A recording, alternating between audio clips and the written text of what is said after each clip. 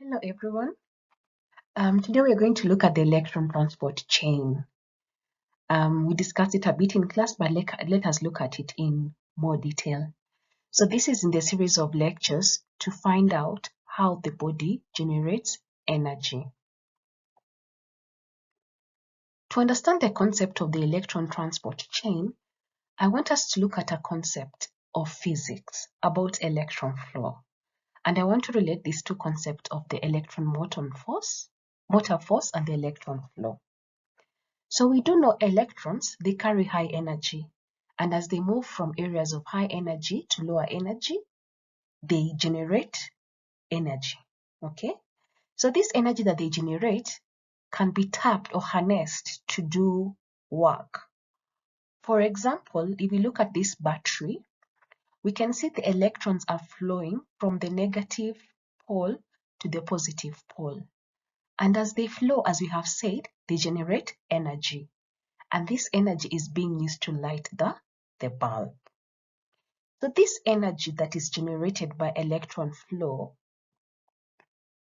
is a force which we refer to as the electromotive force.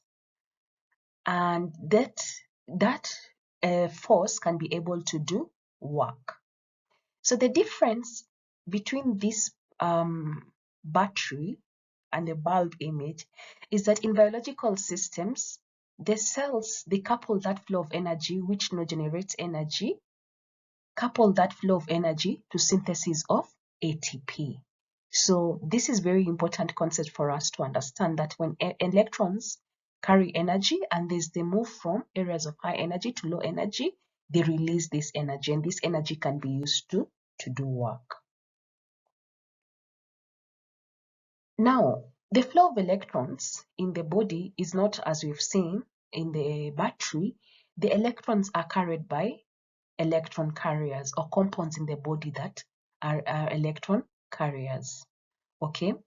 And so these electron carriers, they transfer electrons from one to another in a series of reactions referred to as redox reaction.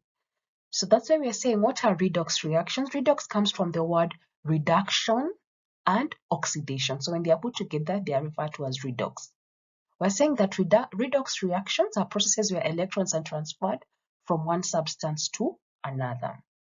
And as we've mentioned, redox involves two reactions: the oxidation, where one substance loses an electron, and reduction, where a substance gains electrons. So in the redox reaction, the two parts are half reactions because together they make a redox reaction. So in a redox reaction, we'll have one substance losing electrons, and these electrons that are lost are taken up by another substance, which we refer to that substance is being reduced. We have the concept of a redox pair, where we have two forms of a molecule that can switch between the oxidized state or the reduced state. Basically, this molecule can be able to gain an electron or lose an electron. So we have examples of the electron carriers which we've talked about, the NADH and the FMN. So we can see in this state, the NADH is in its reduced state. It has accepted 2 electrons and hydrogen ion, okay, 2 electrons in the hydride form, and that's why we have the proton following. NAD plus is the oxidized state of NAD, okay, and it has lost electrons. You can see in this redox reaction, NADH donates its electrons to FMN, and when FMN, the oxidized form of FMN, accepts the electrons, it becomes reduced, okay, becomes FMNH2, okay, while NADH becomes oxidized. And you can see the components of these redox reactions. You can see here, NADH plus H loses 2 electrons and 2 protons to become oxidized, while FMN gains the 2 electrons and the 2 protons to become reduced. So this is the concept of redox reaction, and this is how electrons are transferred in the body, in cells. They are carried by one electron carrier. The next thing question we ask now, so When does NAD, or why does NAD donate to FMN, and can FMN donate to NAD? How can we tell a compound will be an electron acceptor or an electron donor? So this is based on the standard reduction potential. So we say that redox pairs can be ranked by their standard reduction potential, which tells us how likely a substance is to gain or lose electrons. So that means that every compound, or every redox pair has a standard reduction potential. And you're saying the more negative the reduction potential, the more eager it is to lose electrons. So when you have a redox pair, the part of the pair that has a more negative reduction potential is the electron donor, because it's eager to lose the electrons. And the more positive the reduction potential, the standard reduction potential, the more likely it is to gain electrons, making it a strong electron acceptor.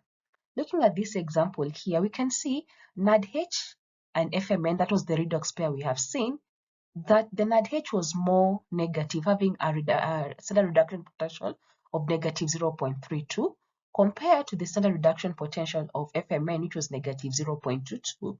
So we can see NAD will donate its electrons to FMN, okay, because FMN has a higher reduction potential. In biological system, oxygen is the ultimate electron acceptor because it has a very high reduction potential of plus 0.82. And that's why we had mentioned that all electrons are eventually transferred to oxygen to make water. So we are saying oxygen is the strongest electron acceptor in biological systems due to its very high electronegativity or the high reduction potential. So when you see a redox pair, you can look in this standard reduction potential table, and you can see who is likely to be the donor and who is likely to be the acceptor. But of importance, I want you to remember about oxygen is the strongest electron acceptor, and all electrons from catabolism are transferred to oxygen to form water. So where does the electron transport chain occur? The electron transport chain occurs in the mitochondria, and I want us to look slightly at the structure of the mitochondria because it is very pertinent in us understanding the electron transport chain. The mitochondria, as we know, has an outer membrane and an inner membrane. If we think about the permeability, the outer membrane is semi-permeable barrier, and it is relatively permeable to ions, nutrients, and small molecules.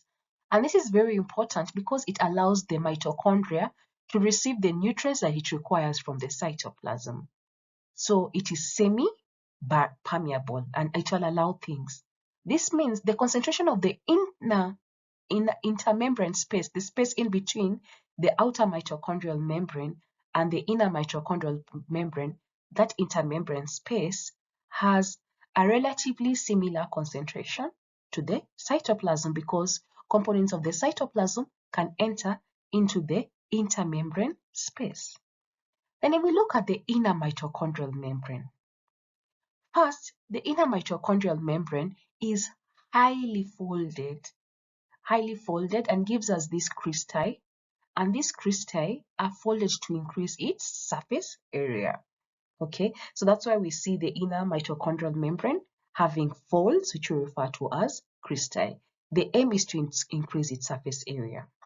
The second thing we need to know about the inner mitochondrial membrane is that it's unlike the outer mitochondrial membrane, it is highly selective and virtually impermeable or literally impermeable to most ions and molecules, including hydrogen ions. Meaning the concentration of the space bound by the inner mitochondrial membrane, which we refer to as the matrix, the concentration is very different from the concentration of the intermembrane space. In the matrix, we have the enzymes for most of the catabolic pathways that occur in the mitochondria, such as the citric acid cycle and other beta oxidations we're going to talk about for breakdown. Okay, so this impermeability of the inner membrane is very important for the electron transport chain and oxidative phosphorylation which is the purpose of this lecture, because this impermeability allows creation of a concentration gradient, as we are going to see. So we have the chemiosmotic hypothesis, which explains the ATP synthesis in the mitochondria. This hypothesis states that energy from the transfer of electrons is converted to a proton gradient across the inner mitochondrial membrane. We are going to see this. So electrons from catabolic reaction or breakdown of the bonds in the cells are carried by NADH and FADH2, and these electrons are transferred through the electron transport chain, and as we know, as they move, they generate energy. And this energy is used to pump protons across the inner mitochondrial membrane. So meaning the protons are not there in the matrix, they concentrate in the intermembrane space. And this creates a proton motive force. So this proton motive force establishes a gradient because we have high concentration of protons in the intermembrane space, but almost no concentration of protons in the matrix. Okay, so this proton motive force establishes a gradient with a high concentration of hydrogen ions or protons in the intermembrane space and lower concentration in the matrix. So this creates both an electrical charge and an electrical and chemical gradients. Okay, and so if you imagine this, if any chance these protons find a chance to go into the matrix, they will move with high force. So this proton motive force drives the protons are able to go back into the matrix through the ATP synthase. And this high movement or high charged movement of these protons back into the matrix causes a conformational change in the ATP synthase, which enables ATP production. From this chemiosmotic hypothesis, we do know that 4 protons are required to move to the ATP synthase to create 1 mole of ATP. So we do know, and we are going to see that when all the electrons from NADH are transferred to oxygen in the electron transport chain, we are able to pump out 10 protons, and using this ratio, 4 protons make 1 ATP. We can see 10 protons will yield around 2.5 moles of ATP per NADH. Similarly to FADH2, we are going to see when all these electrons are transferred to oxygen in the electron transport chain, only 6 hydrogen or 6 protons will be pumped out, and using this ratio, we know around 1.5 moles of ATP will be produced. Let us look at how this happens in a bit more detail. So the electron transport chain we see is made up of complexes, and it has 4 major complexes, and these complexes are embedded across the inner mitochondrial membrane. Remember the one we say that was very impermeable, and it has increased surface area, and this increased surface area allows many of these complexes to be present. So they are embedded there across the inner mitochondrial membrane. Okay, let's look at each of these complexes one by one. In fact, these complexes are huge proteins that have 2 activities. They have compounds within the proteins embedded within. We can think about them as prosthetic proteins. They have compounds that can able to carry electrons. In addition to being proteins, they are also pumps. They're able to pump hydrogen ions. So let's look at complex 1, which we also refer to as NADH dehydrogenase. You can see we're giving it the name of an enzyme. So this complex 1 receives electrons from NADH. And these electrons are carried through FMN, this prosthetic group, FMN, and iron sulfur clusters. And what it does, this enzymatic part of it transfers these electrons from NADH to ubiquinol or coenzyme Q here. So all that the electrons are taken from NADH, which is oxidized to NAD, and they are carried to ubiquinol. So we know as electrons move here through FMN and iron sulfur clusters, they will generate energy. Through ubiquinol, they'll generate energy.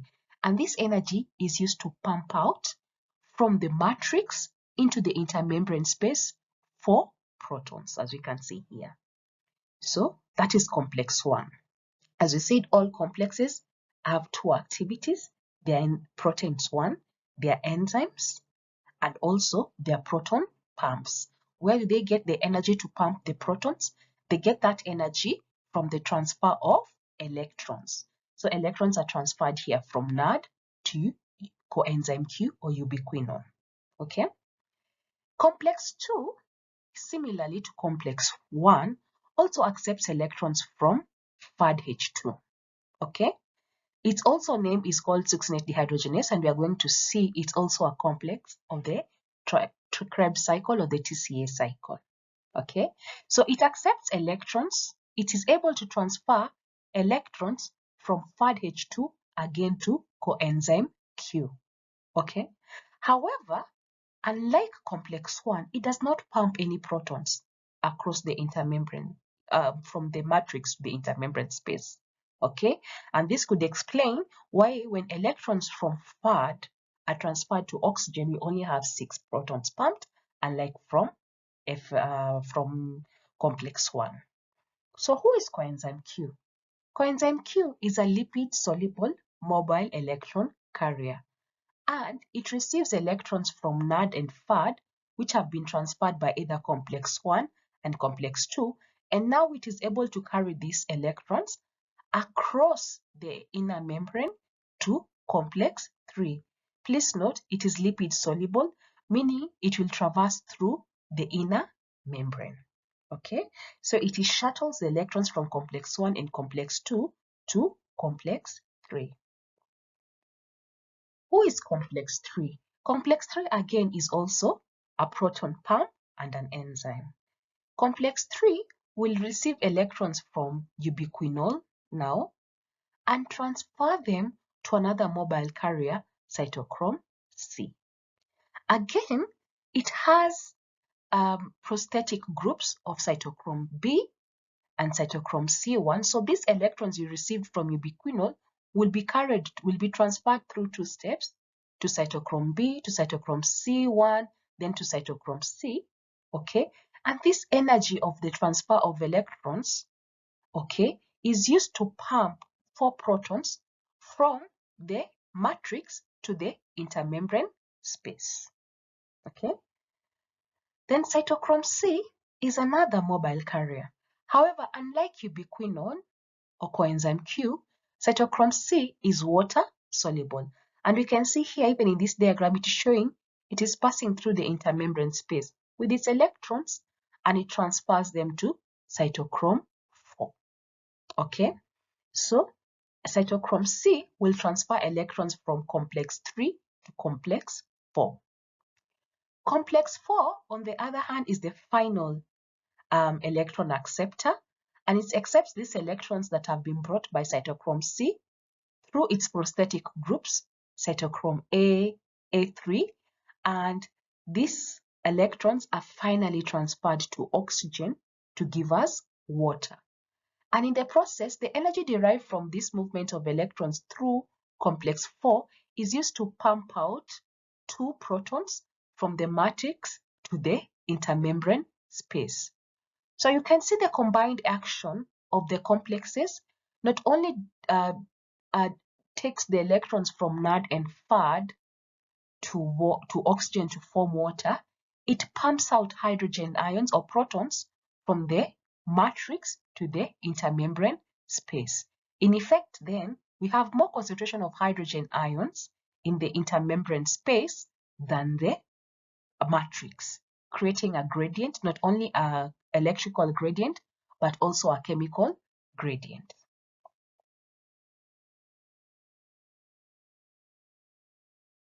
Then we have the final complex. Some people refer to it as complex 5, but this is the ATP synthase. So the ATP synthase is an enzyme, again, which traverses the inner mitochondrial membrane. Okay? And the ATP synthase has 2 parts. the FO, okay, the FO, which is embedded within the inner mitochondrial membrane, and this one serves as a channel where protons can pass through. Then we have the F1, or the catalytic head, okay, which extends into the matrix, the inner mitochondria, in the matrix of the mitochondria, and it contains sites for ATP synthesis.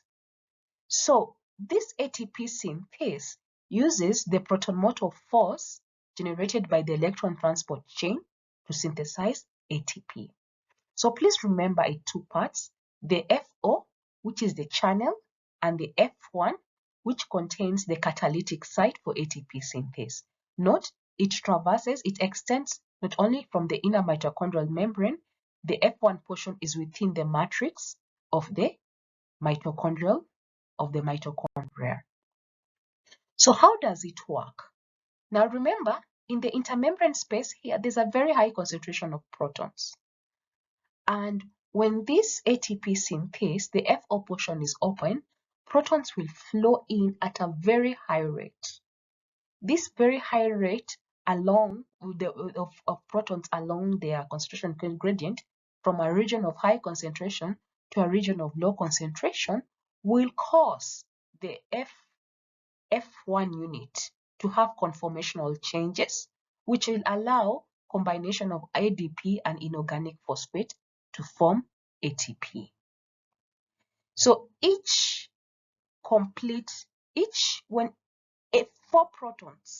when four protons traverse, we make ATP. But you're saying, you can say this is a complex and can rotate. And when we have complete rotation of this, we'll make 3 ATPs, meaning we require 12 protons to traverse through to completely rotate this to give us 3 ATPs. However, whenever any 4 pass, we make 1 ATP. Another 4, we make 1 ATP. Another 4, we make 1 ATP. That's what this statement means. Each complete rotation produces 3 ATP molecules, and it takes 4 protons moving through the ATP synthase to make 1 ATP. And what causes this F1 component to rotate? It is the movement of protons through FO, and we know why they move. So this combination of the electron transport chain and oxidative phosphorylation of ATP synthesis through the ATP synthase, we refer to it as being coupled. So this is what we say, coupling of the electron transport chain. The protons are pumped from the intermembrane space into the intermembrane space by the electron transport chain, as we have seen, and they create a proton gradient. And the only way these protons flow back is through the ATP synthase, okay, through the FO portion of the ATP synthase. And this flow back, okay, causes the rotation of the F1 component of the ATP synthase, okay, facilitating the combination of ADP and an inorganic phosphate to give us ATP. So this coupling of the two processes is what we were referring to as the chemiosmotic hypothesis, and ensures that the energy derived from the transfer of electrons from either NAD and FAD to oxygen is coupled to ATP synthesis. So we have in certain conditions where we could have these two processes are being uncoupled. For example, electrons are well transferred to oxygen through the electron transport chain with no problem. But for some reasons, this process could be uncoupled where some of these protons find their way back. This means that this energy that could have been coupled to ATP synthesis is lost as heat. So this is what we talk about as uncoupling, and we are going to talk about it in a bit more detail in a few. So let's first look at inhibitors of the electron transport chain. Inhibitors are compounds that will block the transfer of electrons along the electron transport chain. Usually inhibitors, they can block individual components. For example, If we look at complex 1, we have inhibitors such as rotenone and amytal. And rotenone is a pesticide while amytal is a barbiturate. And what they do, they block the flow of electrons through complex 1, meaning electrons that are being brought by NAD cannot be transferred to coenzyme Q. Complex 2 inhibitors, example is malonate, okay, and this one will prevent electron transfer from FADH2 to coenzyme Q. We also have inhibitors of complex 3, such as antimycin, methoxyazole, and stigmateline. And so again, this inhibit the transfer of electrons from coenzyme Q to cytochrome C. Complex 4 inhibitors are also there. These examples are cyanide or carbon monoxide. And both of these will prevent the transfer of electrons from cytochrome C to oxygen to make water, which is the function of complex 4. So when we have inhibitors, electrons cannot flow effectively. And so the electron transport chain, the proton gradient the electron transport chain will not occur. And so we may not be able to effectively maintain the proton gradient. We have inhibitors also of the ATP synthase, such as oligomycin. And oligomycin actually binds to the FO portion. That's why it's given the name FO. Binds to that portion and prevents the flow of electrons. And we know if that happens, it will block ATP production, because ATP's production is dependent of flow of electrons through the FO portion. Then we talked about uncouplers, and we have said that they are able to link or disrupt the link between the electron transport chain and the ATP synthesis. So how do uncouplers do this? Uncouplers, remember, the proton gradient depends on an impermeability of the membrane such that the protons, which are in high concentration in the intermembrane space, are not able to move through any other way into the intermembrane space apart from the ATP synthase. So uncouplers are able to carry protons from the intermembrane space back into the mitochondrial matrix, not through the ATP synthase. Okay, so this causes the energy that has been generated by the proton gradient to be lost as heat instead of being used for ATP production. So if we can look at some example of uncouplers, we have UCP or UCP1, and this is very important biologically because it's found in brown adipose tissue, which is present in high concentration in newborn babies. So the UCP1 is a small protein that is able to go and carry protons from the intermembrane space back into the matrix of the mitochondria, in the mitochondria present in brown adipose tissue. In fact, it is referred to as brown adipose tissue because it has a very high concentration of mitochondria, and the cytochromes that we see in this electron transport chain proteins have iron, and iron is what gives the brownish color. So the UCP facilitates heat generation in the newborn baby.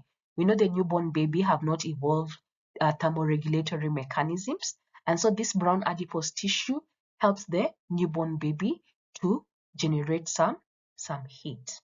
So UCP1, sometimes it's also referred to as thermogenin, is also an uncoupler.